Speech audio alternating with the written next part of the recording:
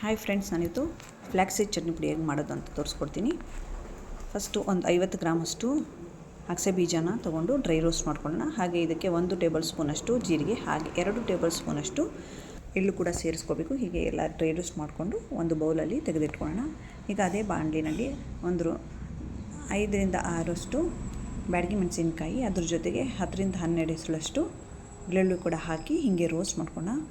ನಂತರ ಇದಕ್ಕೆ ನಾನು 4 ಕಡ್ಡಿಯಷ್ಟು ಕರಿಬೇವನ್ನು ಕೂಡ ಹಾಕ್ಕೊಂಡು ಇದೇ ರೀತಿ ಡ್ರೈ ರೋಸ್ಟ್ ಮಾಡ್ಕೋತಾ ಇದ್ದೀನಿ. ಹಾಗೆ ಸ್ವಲ್ಪ ಹುಣಸೆಹಣ್ಣು ಕೂಡ ಹಾಕ್ಕೋತಾ ಇದ್ದೀನಿ. ಈಗ ಎಲ್ಲ ಒಂದು ತಣ್ಣಗಾಗಿದ ತಕ್ಷಣ ಇದನ್ನು ಒಂದು ಬೌಲ್ಗೆ ಟ್ರಾನ್ಸ್ಫರ್ ಮಾಡೋಣ.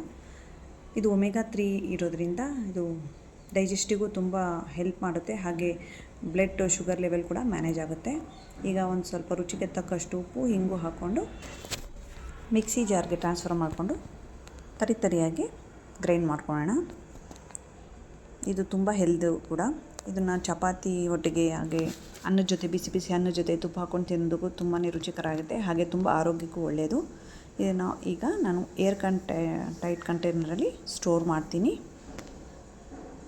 ನೋಡಿ, ಈಗ ರುಚಿಕರವಾದ ಫ್ಲ್ಯಾಕ್ಸ್ ಸೀಡ್ ಚಟ್ನಿ ಪುಡಿ, ಅಗಸೆ ಬೀಜದ ಚಟ್ನಿ ಪುಡಿ ರೆಡಿಯಾಗಿದೆ. ನೀವು ಕೂಡ ನಿಮ್ಮಲ್ಲಿ ಖಂಡಿತ ಟ್ರೈ ಮಾಡಿ. Thank you.